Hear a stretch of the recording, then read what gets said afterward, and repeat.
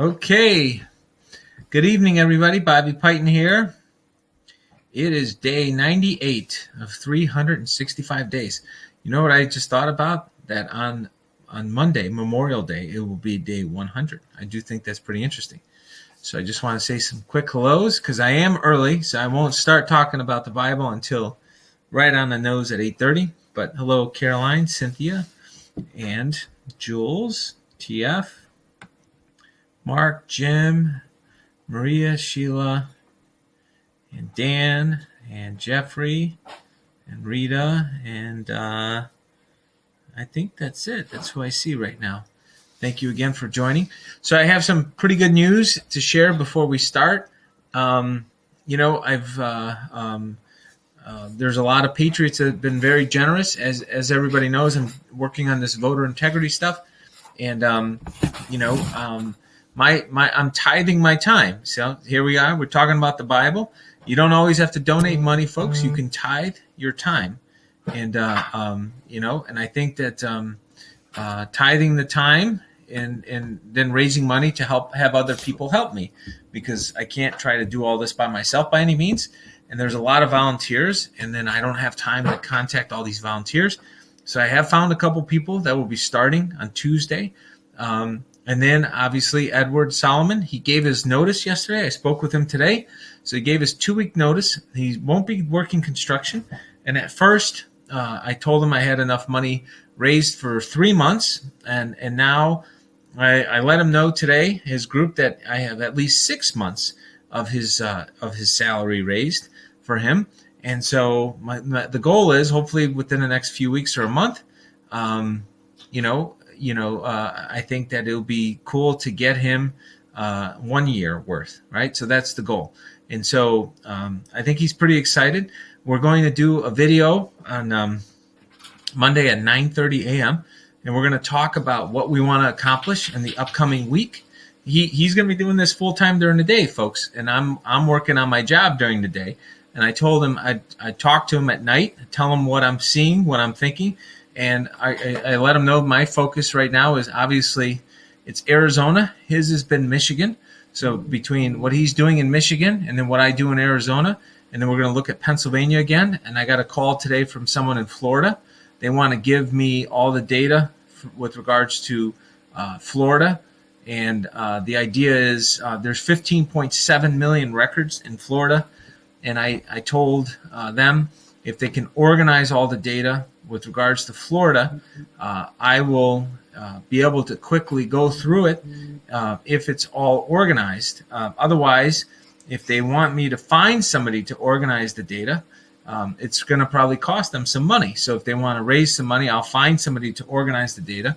And they said, no, they think they could do it. So all the better. So, and then I had some other people reach out about Colorado, and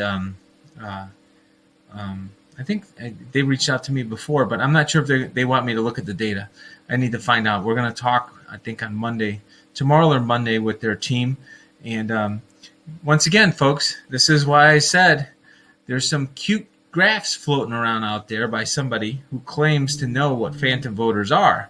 But when you take those cute graphs and you can't make anything actionable with them, they don't really mean anything. They're nice to look at. They're really good for coloring, though. If you get to kids some crayons and you color on the graphs. But, at the end of the day, like I said before, I'll say it again. Those were my initial things that I did for Arizona. And I gave those off to somebody in Pennsylvania.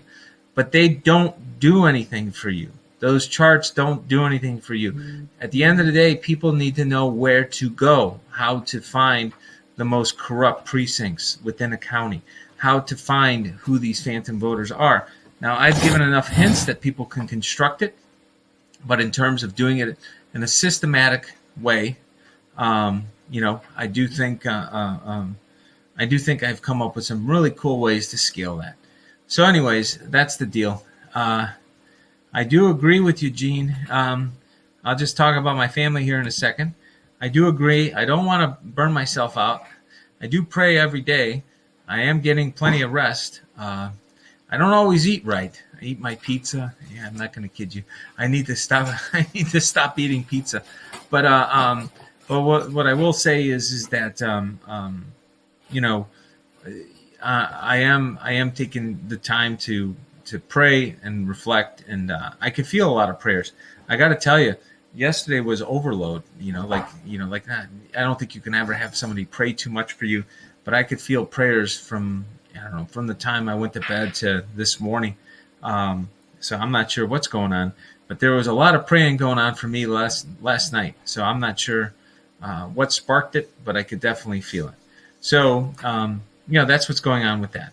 So I've raised so far with this Give, Send, Go, not me, the American people have raised about $35,000, and I think I just set this up about a week ago.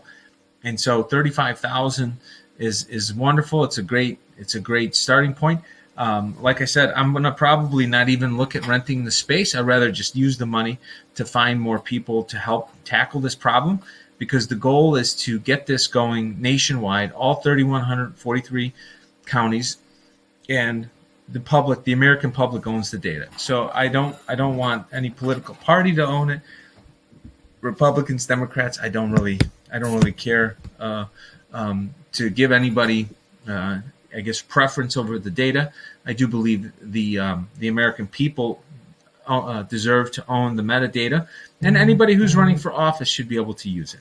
And I think that's the way it should be. When you run for office, you're supposed to run to represent everybody in your particular race, not just the Republicans, not just the Democrats. When you run, you're supposed to represent everybody. And this whole concept where people are trying to, they're trying to vote for, segment it out and only take care of a specific group, that's a bunch of garbage. That's not the way this country was set up. You're supposed to try to represent everybody, and then you're arguing as to who's going to do the best job of representing everybody. And so that's the deal. Anyways, so that's where we're at with that. And then, Edmund's doing great. Mom is doing great. So thank you for asking. And, he sleeps like a cat. Like I said, babies, newborns, they really do sleep like cats. And so he's making up for any of the sleep that I'm missing right now. So that's good. He needs to sleep more than I do. So let's go to Deuteronomy 32. So, but Israel is a senseless nation. The people are foolish without understanding. Oh, they were wise and could understand this. Oh, they might know their fate, right? So, but the rock of our enemies is not like our rock, and even they recognize.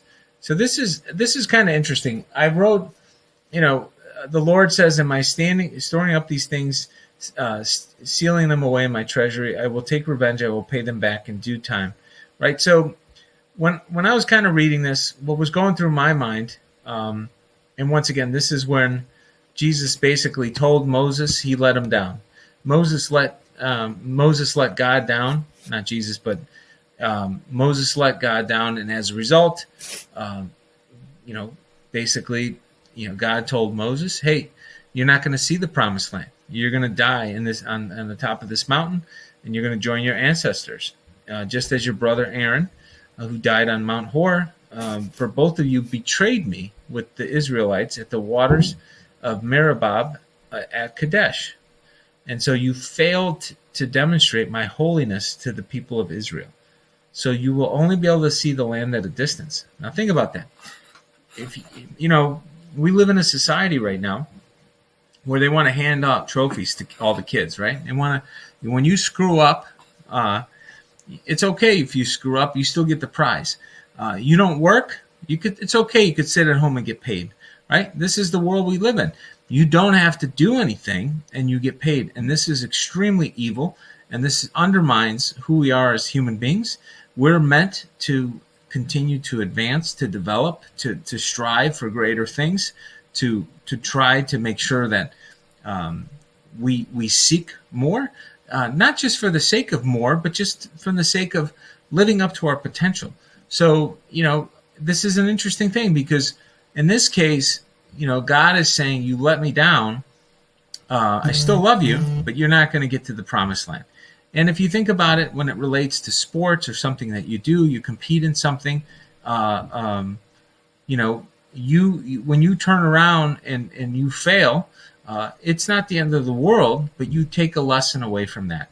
if you win or if you fail, there is a lesson that you always pick up. The question is, do you want to pick up the lesson, right?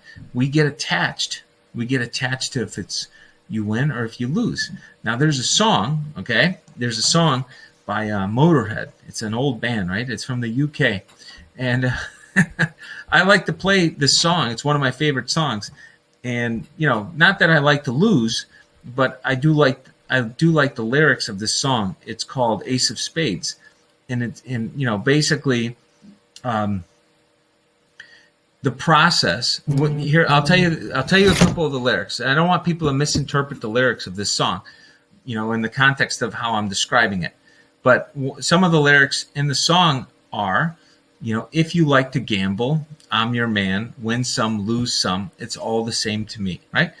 On the surface, it's like this person doesn't care if they win, they lose. It's irrelevant, right? That's what it sounds like to most people when they hear that. Win some, lose some. It's all the same to me. Now, when I hear those lyrics, and I'm like, if you like to gamble, I'm your man. Win some, lose some. And when I think of those lyrics, I think about setting odds. So I enjoy the process of like, okay, here are the odds. I'm going to set what those odds look like. And, I'm always hoping that I set the odds well so that when the odds come up in my favor, I win. And then, if it's within the realm of possibility of losing, I know how I set the odds that I was losing. But if I overall know how to set the odds properly, if I do a good job of setting the odds properly, it's like no different than the casino. If you win 52% of the time, you make a bundle of money. Even if you lose 48, as long as when you win more than when you lose on the 48% of the time. Well, if you set odds in the markets, in your life, what you do, and you enjoy the process of setting odds, like you put in the time to understand what are the probabilities of success, what are the probabilities of failure. It's a wonderful experience. But even if you win or you lose, if you understand why you're winning or you understand why you're losing, you continue to enjoy the game. You still play the game because you know what the odds look like. And that's how I interpret that song. So anyways, you might be like, what the hell are you talking about, Bobby? What does this have to do, with this, right? with Moses not seeing it. Well, because, the odds didn't turn out for Moses, right? He didn't get to the promised land, but he played the hand that he was dealt, and it didn't turn out his way. But it doesn't mean that he didn't do the right thing. And he didn't make the right decisions based on the odds that he was presented with. It turns out he was wrong. And obviously he was wrong because God basically said you were wrong, right? So God's the final judge. I got news for you, folks. If God says, hey guys, you screwed up, we're going to have to say, you're right, God, we screwed up. There is no well, God, I think you're wrong on this one. It's like, no. God, you get to call the shots. God sets the odds for everything. So, anyways, that's what I was thinking about as I was reading this. That Moses, somebody says it's the lack of faith, and I don't know if it's the lack of faith. I can't really tell if Moses didn't have things play out because of lack of faith. I think sometimes people do things, right? This happens all the time in the market, right? So I'll give you an example of what I think might have happened to Moses in the financial markets, okay? If I were to make a connection. Sometimes people know, people know what they should do, right? And they know what, they know they should take a loss or something's not going your way. The reasons why you bought something and the reasons why you made a decision, those core reasons changed. Right? They changed. There was material news. Something changed to why you did it.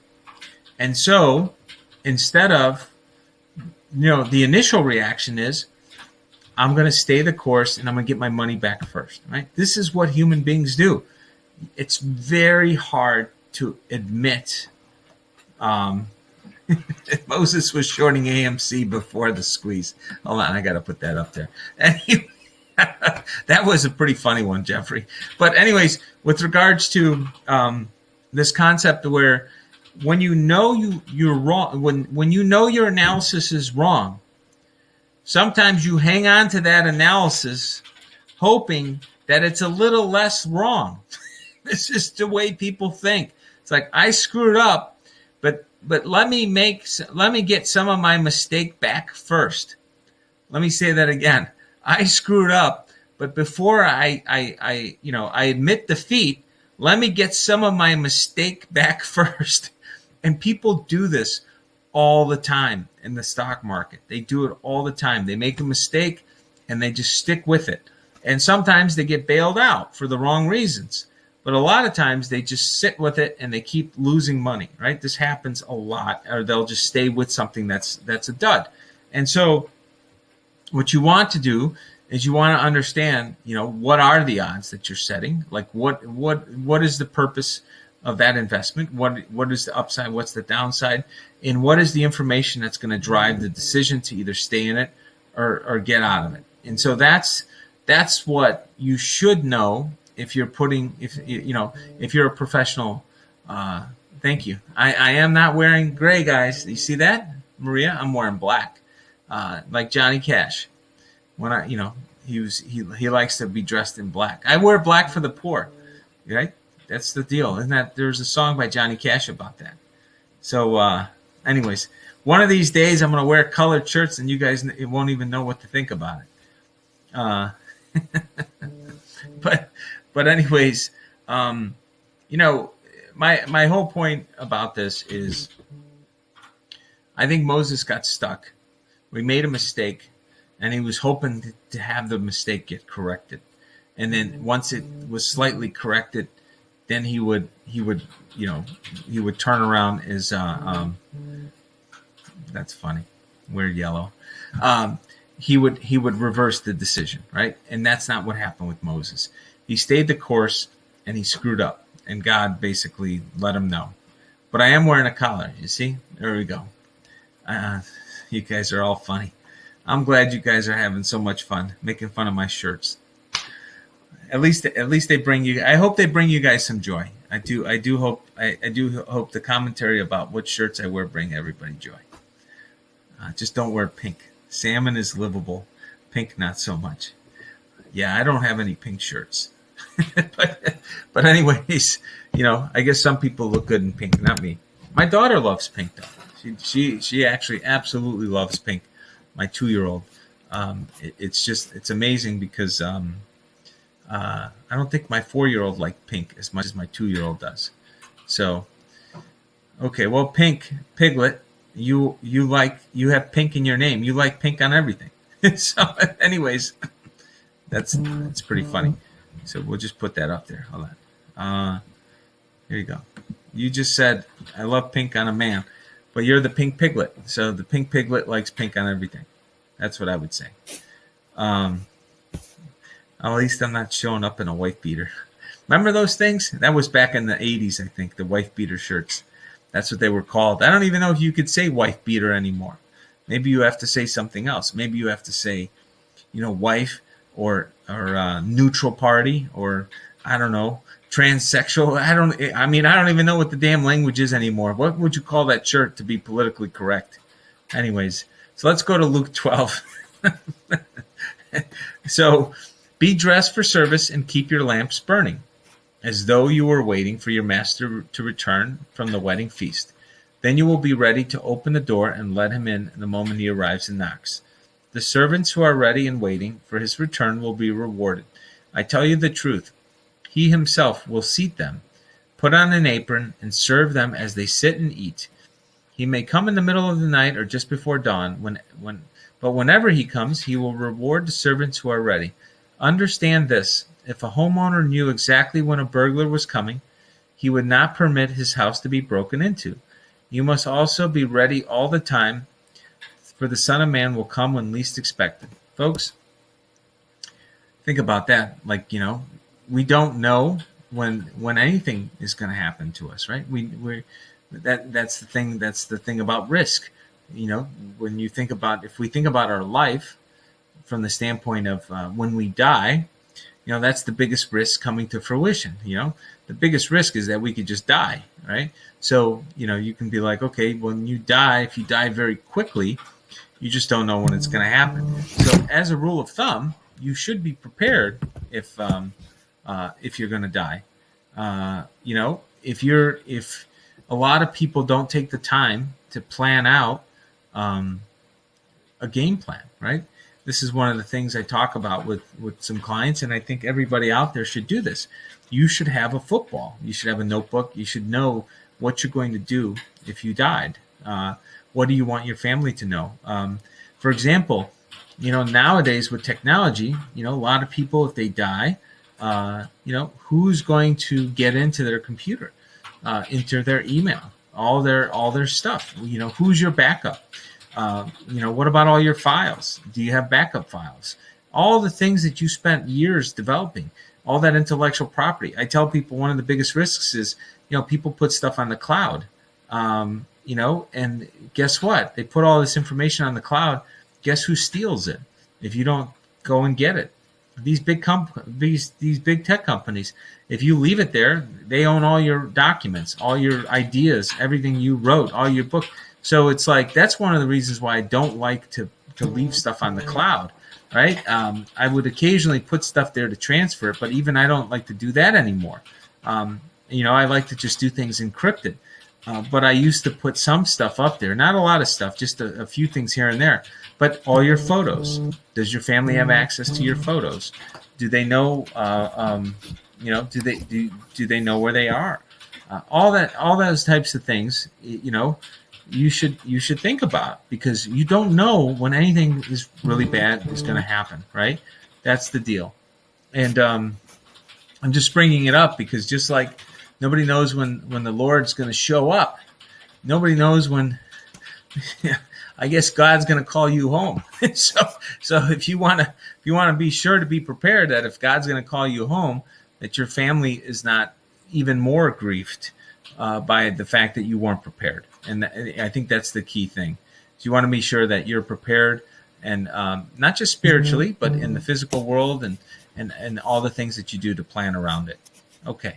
And the Lord replied, a faithful, sensible servant is one to whom the master can give the responsibility of managing his other household servants and feeding them. If the master returns and finds that the servant has done a good job, there will be a reward. I tell you the truth, the master will put that servant in charge of all he owns. But what if the servant thinks, my master won't be back for a while, and he begins beating the other servants, partying and getting drunk? The master will return unannounced and unexpected, and he will cut the servant into pieces and banish him with the unfaithful. And the servant who knows what the master wants but isn't prepared and doesn't carry out the instructions will be severely punished. For someone who does not know and then does something wrong will be punished only lightly. But when someone has been given much, much will be required in return. And when someone has been entrusted with much, even more will be required. I have come to set the world on fire. Hey, that's a song, right? What's his name? Great Balls of Fire? Hold on, set the world on fire. Anyways, I just think it's interesting how many songs take their lyrics from the Bible, right? I don't think it's a coincidence. They kind of lift some of the worlds. Set the world on fire. I got to think of that song. And I wish it were already burning. I have a terrible baptism of suffering ahead of me, and I am under a heavy burden until it is accomplished. Do you think I have come to bring peace to the earth? No, I have come to divide people against each other. From now on, families will be split apart, 3 in favor of me and 2 against, or 2 in favor and 3 against. Father will be divided against son, and son against father, mother against daughter, and daughter against mother, and mother-in-law against daughter-in-law, and daughter-in-law against mother-in-law. Then Jesus turned to the crowd and said, when you see clouds beginning to form in the west, you say, here comes a shower, but you are right. When the south wind blows, today will be a scorcher, and it is. You fools, you know how to interpret the weather signs of the earth and the sky, but you don't know how to interpret the present times. Why can't you decide for yourselves what is right? When you're on the way to court with your accuser, try to settle the matter before you get there. Otherwise, your accuser may drag you before the judge, who will hand you over to an officer who will be throwing you into prison. And if that happens, you will never be free again, until you have paid every last penny. So this is kind of interesting, right? Is number one, it's an interesting concept. If somebody is accusing you of something, right? So let's break this apart in pieces. Number one, he talks about a servant and what's expected. A lot of us, we've been given a lot of good fortune, and and you can think about this with our children, right? If you have children, and our children might have an easier life than the life that we had, 20, 30, 40 years ago. Things were just different. In some respects, their life is easier. In other respects, their life is harder. You think about it from the standpoint of ease, you can get information very easily.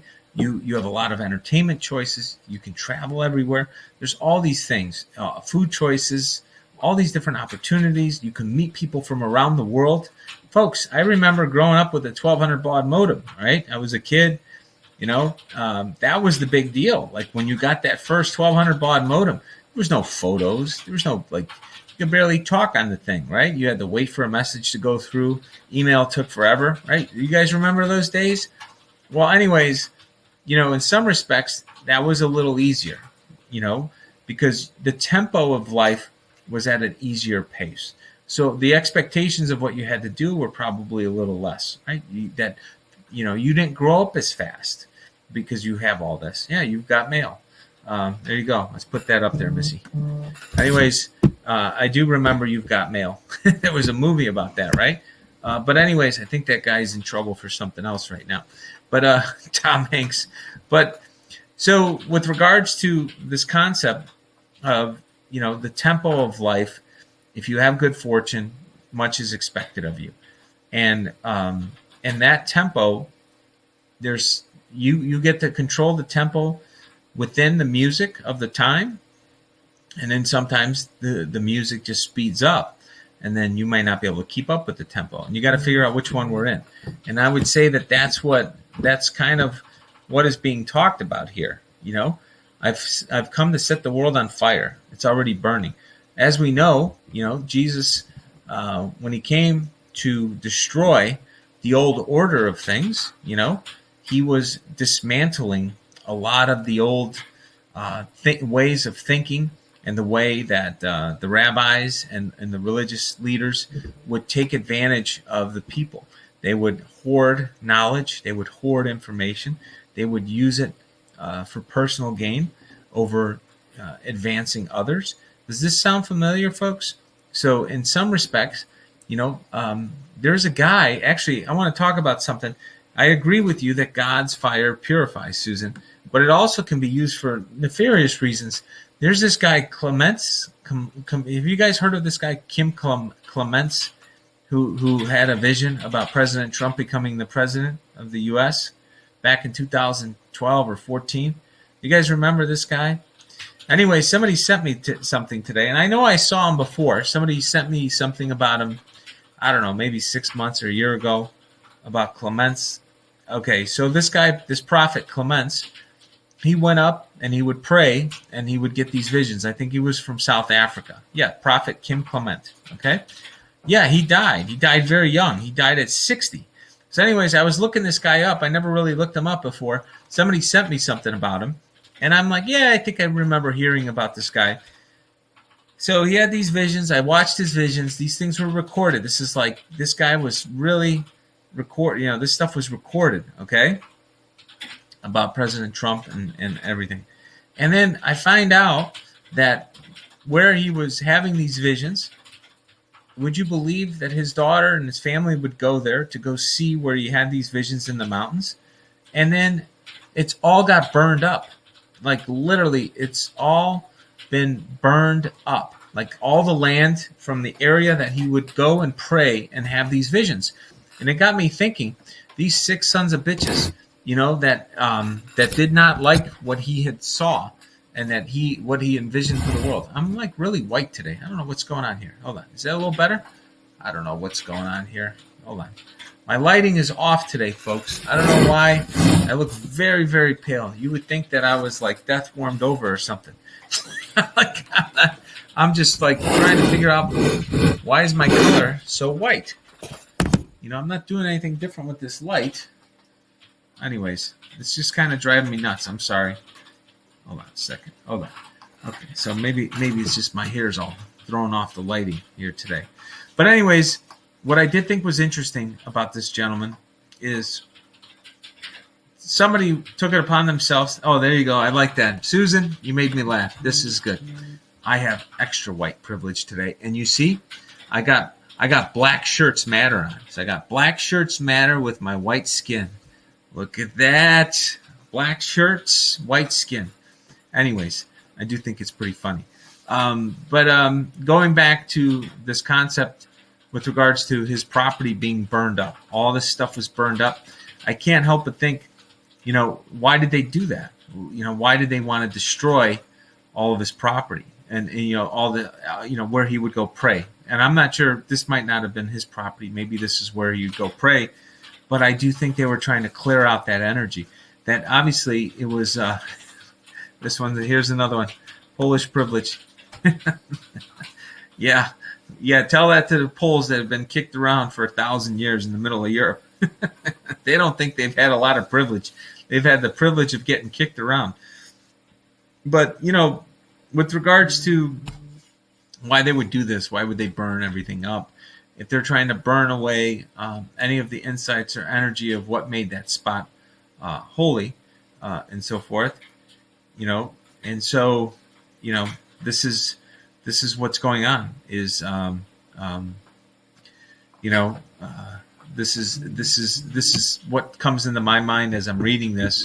It just so happens that I was sent this today, and then I'm reading this today, and I'm wondering if, was it done on purpose? I don't necessarily think it's an accident. Somebody told me, I saw a news story kind of hit the wire about this author who wrote something about the pandemic premonition, pandemic story. Somebody said, well, he wrote something negative about Trump. And I said, why? What's the big deal about the book? It just came out May 4th. And it said, maybe he said something in there that pissed off the wrong people because his 19-year-old daughter got killed with her boyfriend, in a head-on collision with his truck on a road that doesn't have a whole lot of traffic, right? It's very suspect. And anyways, I don't know if it means anything. I'm not saying it means anything. I'm just saying it sucks. And it's very disturbing that this guy's daughter at 19 years old gets killed in this very weird way right after he publishes a book. So it's the guy that wrote Moneyball, right? This is the guy that wrote Moneyball. I think he wrote, I think The Fifth Estate. He's written a bunch of books. But anyways, it's pretty wild stuff. We live in wild times, folks. And, somebody told me that semis is their weapon of choice lately. They like to kind of hurt people with semis. So I don't know if that's what's going on. But, it's just, you just can't help but think that, I don't know. You guys tell me. There's a lot of evil in the world, and we need more people praying and more people stepping up to combat this evil. One of the things that's been on my mind, right, is, how did so much evil creep in, and when did people stop doing this, right? When did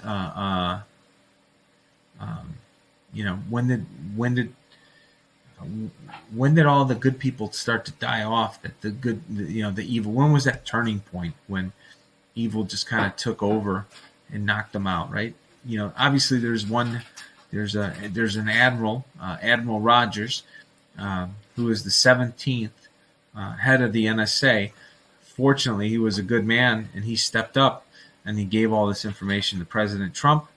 And so I do think he changed the course of history, not just for the United States, but for all of humanity. And so, it's just something to think about. It's like we just never know how God's going to work through us in different people, right? In this case, He worked through Admiral Rogers, and he made all the difference in the world. I think that's who helped get President Trump elected the first time around in 2016. And I said it once, I'll say it again. I do think President Trump will be back in the White House before 2024. If people think, hey, that's unprecedented, Bobby. We've never had that happen in 200 years of U.S. history. And what I would say to that is, we didn't have a damn pandemic before that resulted in 30 million people losing their job and the entire economy getting shut down, trillions of dollars in new debt. So we can call it even by actually having the person who won be in the White House. I mean, that's the way I look at it. So let's just make sure that we pray for justice, because as we all know, at the end of the day, God expects us to do what is right when we uncover evil or uncover problems in this world. If we don't do that, we lose God's grace, and we can't afford to lose God's grace, folks. That's the key. There you go. Admiral Rogers told Trump that Trump Tower was bugged. Yep, that he did. He did a lot more than that, folks. He's a heck of a person, right? I'd love to meet him one day. He's one person that I would love to shake his hand, because I think he's something else for what he's been able to do. So a psalm of Asaph. But they kept testing and rebelling against God Most High. They did not obey His laws. They turned back and were as faithless as their parents. They were as undependable as a crooked bow. They angered God by building shrines to other gods that made Him jealous. As we know, folks, God is a very jealous God. Our God is jealous, and He does not like other idols. And so this is not cool that they were doing that. And when God heard them, He was very angry, and He completely rejected Israel. Then He abandoned His dwelling at Shiloh, the tabernacle where He had lived among the people. He allowed the ark of His might to be captured. He surrendered His glory into the enemy hands. Now, keep in mind, folks, in Christianity, there is a tabernacle with Christ, the body of Christ, right? The wafers as well as the blood, which is wine. And the chalice gets stored there. So once again, this is how Christianity is tied to Judaism through the rituals that are followed in the Catholic Church. Okay, He gave His people over to be butchered by the sword because He was so angry with His own people, His special possession. Their young men were killed by fire. Their young women died before singing their wedding songs. Their priests were slaughtered, and their widows could not mourn their deaths. So, folks, once again, we, the people of the United States, we cannot afford to lose God's grace. So, when we, the people of the United States, find out what these criminals did and we expose it, as we expose all these crimes that have been facilitated against the people of the United States, especially the God-loving folks and the God-fearing folks, we need to do our part, and we need to make sure that that we restore justice so that we keep God's graces intact. Because as we can see, if God ever gives up on us, it's not pretty, right? It is not pretty the moment God throws in the towel. And, you kind of grow up. Maybe it's more of a Catholic thing in the New Testament versus the Old Testament, where you kind of have this idea, that God's always going to be there for you. It's God. God's going to always see you through. He's always going to side with you. And, in Judaism, it's not like that at all. Judaism is, man, you screw up, God's going to, he's not going to always forgive you. You're going to have big problems. But in Christianity, it's like, oh, you just ask for forgiveness. That's kind of the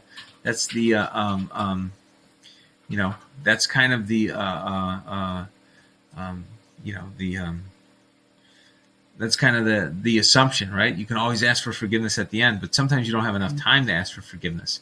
And so that's kind of the point of the first story. Moses, obviously he's Jewish, so it didn't matter in this case. But you don't, when your time is up, you can't just ask for forgiveness. Sometimes you're just going to get cut down. And so you have to really be of pure heart, pure mind to ask for forgiveness. And right now we're at this critical stage in this country where, we have to ask for forgiveness. We got to do our part. We got to step up. We got to restore justice, and we have to live those words, right? We need to be free, and we need to restore justice for all. And I think that that if we don't, it was ours. We lost it. It was ours to lose, and we lost it. That's all I can say. So, anyways, let's go to Proverbs 12. Work hard and become a leader. Be lazy and become a slave. Folks, think of what they're doing to our economy. Before, people took pride. They wanted to be leaders of their own life, right? You want to be a leader of your own life and your own family. There's a leader on different things. I talked about this with my wife plenty of times. Sometimes she's the one that's the leader on certain aspects of our life and our household, what we do, what we're planning to do, what we do with our children, and then other times I take the lead, and it ebbs and flows. And I think the key is whatever I'm leading on, she expects a certain work ethic in what I'm going to do, and vice versa. If she's going to take care of something and she agrees to solve something, work on getting something done, I expect a certain level of results, as we should. We should have expectations for what our spouse is supposed to do if they say they're going to do something. But at the same time, if you're lazy, you become a slave. So, what is that to be a slave? If you don't get the stuff done, you're beholden to what? So let's think of what slavery means. I ask my wife to do something. She agrees that she's going to do it. She doesn't do it. And now, what is she a slave to? She's a slave to me not trusting her to get things done, right? I mean, if you think about it in a literal sense, what does it mean? Well, you have to watch them, right? If so here, let's just use a child as an example. If you ask your child to do something and they work hard and they get it done, they show you the result. Great. You ask your child to do something and they're lazy, and then you're upset and you're like, you know what, this really sucks, but I can't have you do something unless I watch over you. So I have to watch over you almost like a slave, where I don't trust that you'll do it on your own. So I have to keep my eyes on you. And I don't know if you're going to kind of run away or you're going to solve the problem. And then I'm going to monitor what you're doing with your time. So then, in a sense, I'm kind of saying I have something over your time. I have to control your time, and nobody likes that, right? So if you're on the receiving end that you're being lazy, so now somebody has to micromanage you, then you're in a sense becoming a little bit of a slave, right? That's what this means to me.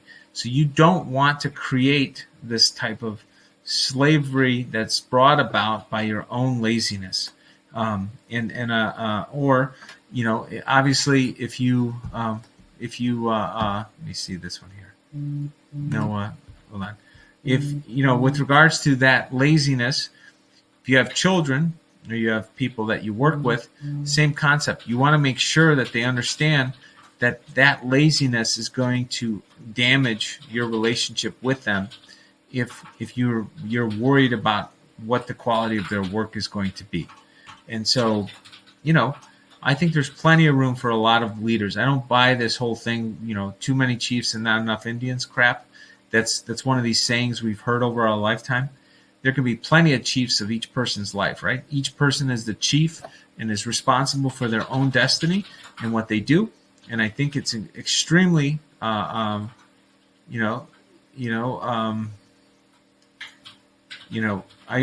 think it's extremely important that each person figures out what that looks like and where are they the leader in their own life, and what is it that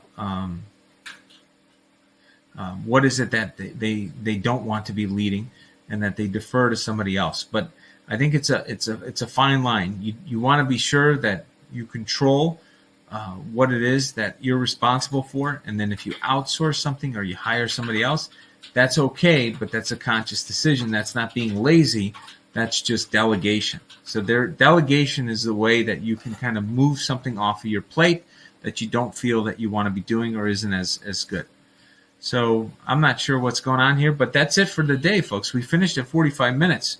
So we can talk a little bit about stuff. But I'm just reading some of these messages. And it says, let's see here.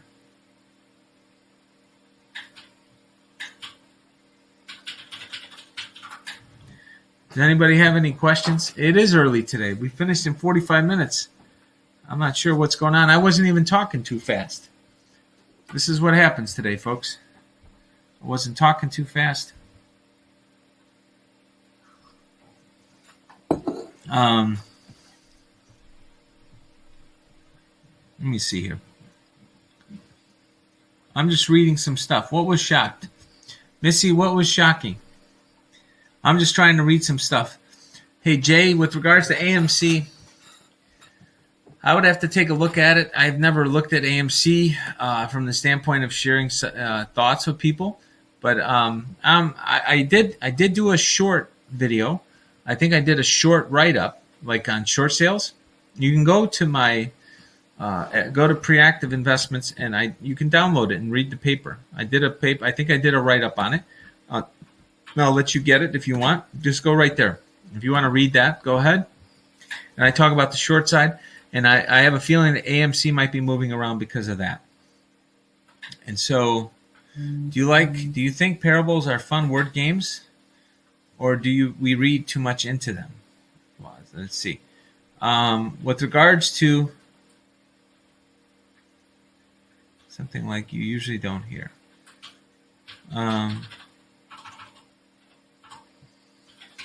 Hold on a second. You guys have to. You got to pause a little bit because I can't read these questions fast enough. Okay, with regards to the movie, You Were Never Here. I think that was the one with Joaquin Phoenix. Okay, You Were Never Really Here. Okay, that's what that is. AMC is the movie theater. With regards to the jabs, that's absolutely disgusting that they're encouraging people to do something like that. And it should tell you what's wrong. Are you going to get another haircut? Thank you, Sage. By the way, I used to get stopped on the streets of Chicago when I lived downtown with people saying they thought I was Conan O'Brien's distant relative. We're probably just as pale. He's a really pale guy as well. But I don't think he's as funny as I am. Nah, I'm just joking. He's made his living being funny. I may be funny looking, but he's funny with his jokes. Let me see. Audit and they're finding mail-in ballots for Joe Biden that were faxed in. Yep. Yeah, Arizona is an absolute mess. That's going to collapse. In terms of the gig is up. Arizona will be flipped, in my opinion. The data is overwhelming. I like his hair. I like the Columbo look. Is this how Columbo looks? That's pretty good. I haven't seen him in a while. Maybe I got to kind of close my eyes too. I think he always had his eyes closed. So, let me see. Now, grow your hair out. Please show us the book you use. Which book? Betty, what are you talking about? Which book? Hold on a second. I don't know what book you're talking about. You got to tell me what you want on the book. 1 million count today. Wonderful. Keep the curls. Peter Stock. So, I don't know what book Betty is talking about. So, if you want to ask me what that is, I don't know about being a movie star, but it is kind of interesting. No, Steve Bannon never connected with me, by the way. I sent him an email on Proton Mail, but he didn't respond. Let me see. The Bible. Keep your curls.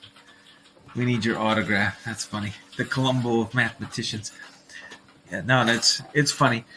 Speaking of which, I'm thinking about, oh, you know what?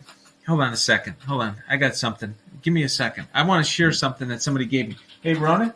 Yeah. Hey, can you go get those books on my desk upstairs? There's like 3 books, real quick, in my office upstairs. I got an office upstairs. I'm getting Ronan's gonna be a champ and go get me my books. I want to share these books. This is super cool, by the way. So if he's watching, I don't know if he's watching out there. What's that? And everyone else. Let's see. Bobby was. Let me see here. They trade. 1 second.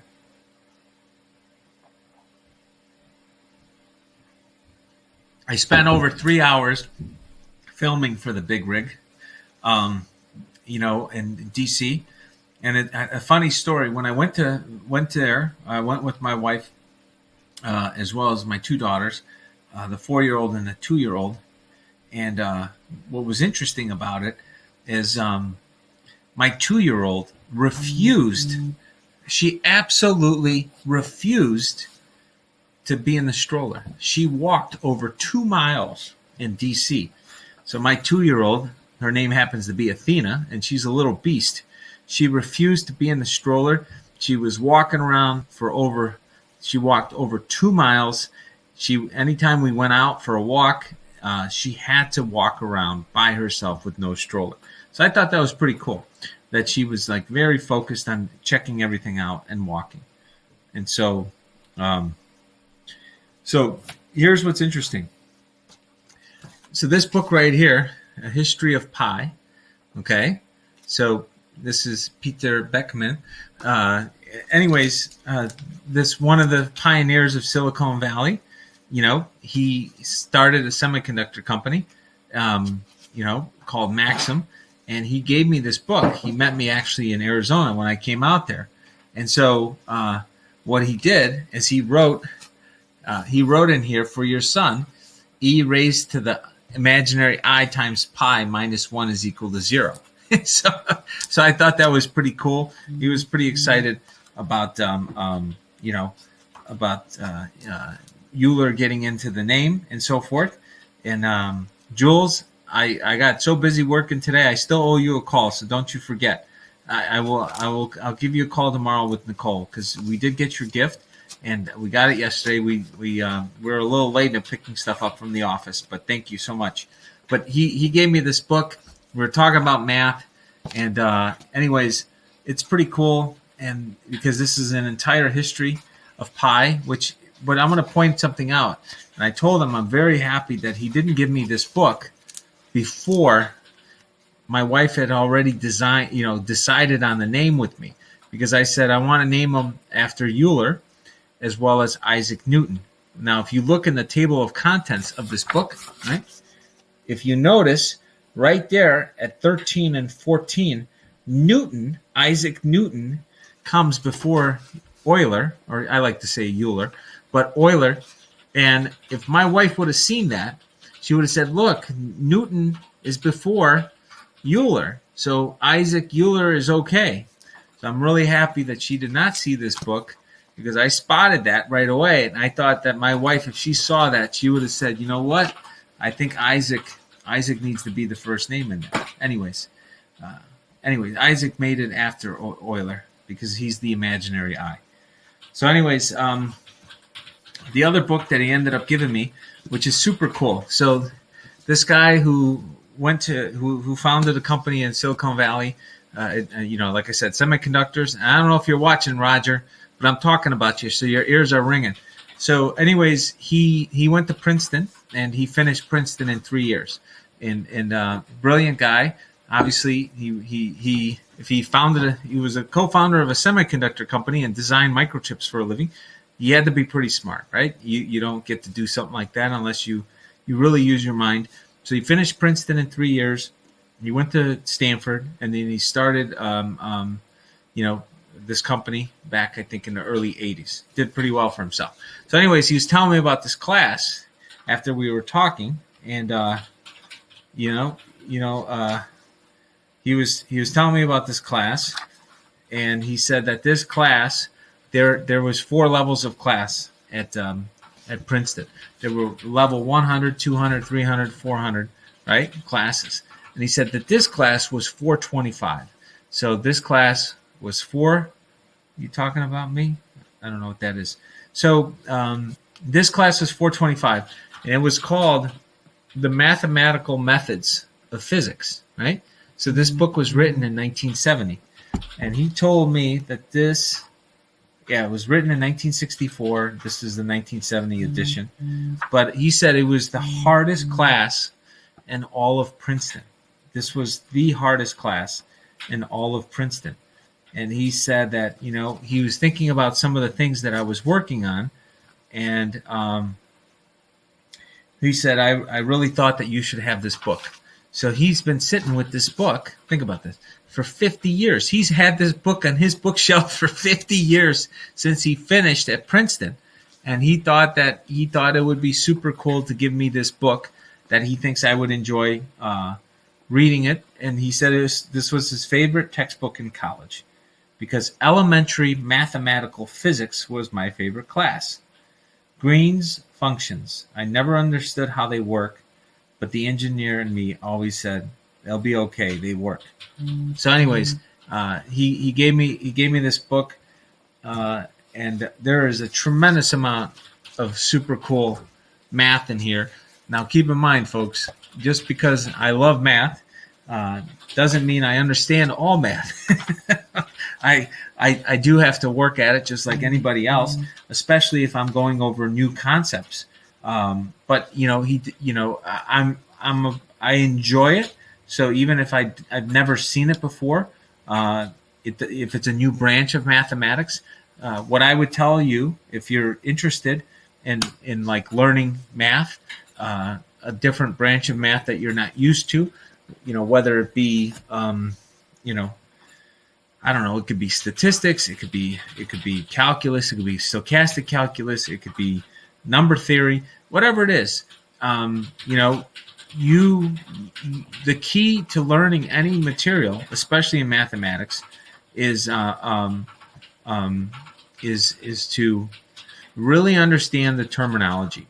And in with some of these things, the way you learn the terminology is you go study what the symbols mean. You got to remember something about most of this complex math.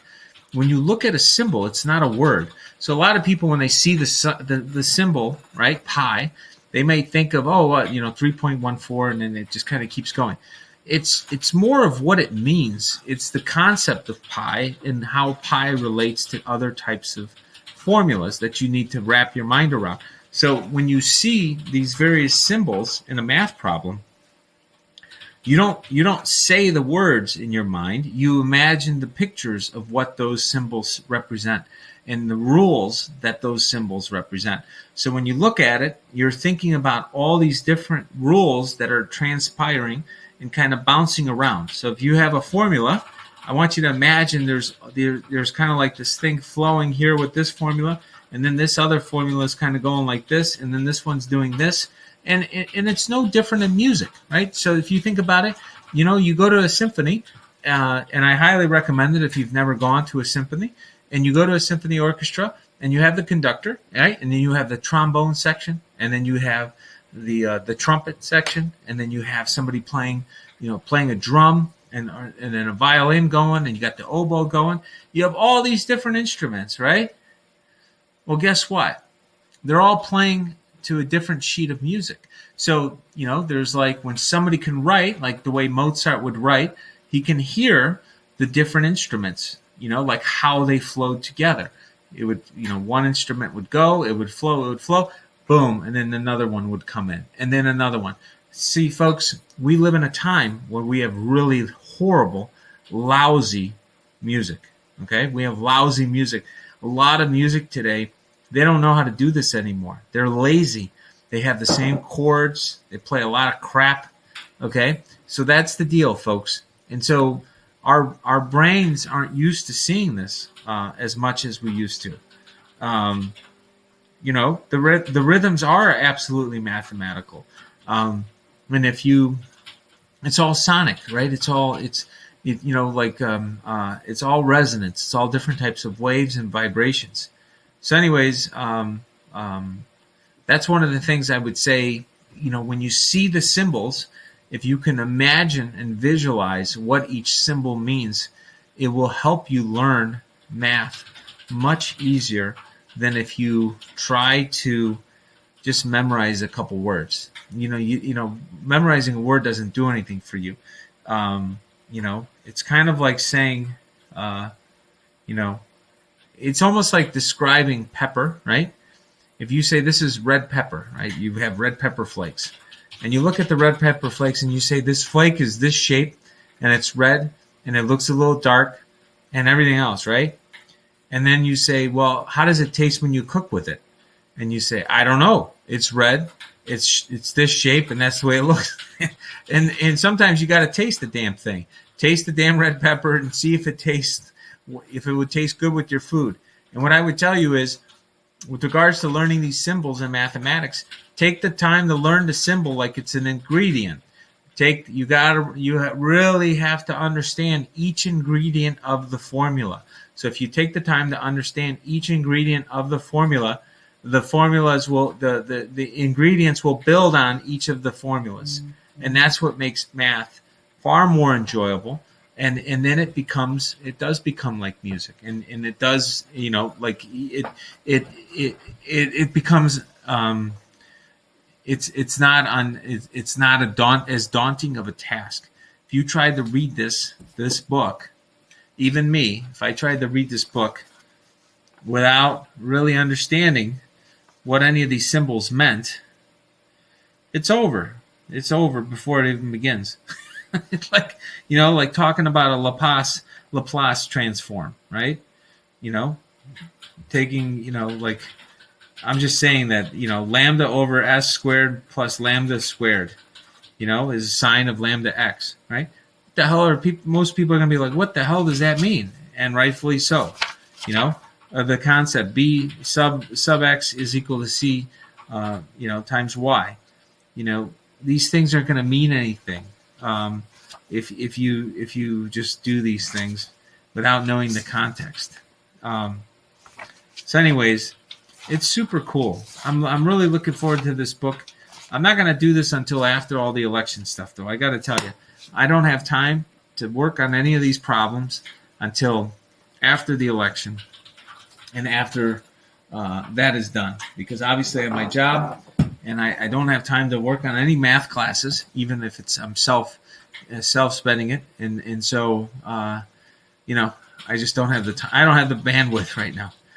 So anyways, so with that being said, let's go to St. Michael's prayer, okay, and then we'll do that and we'll wrap it up.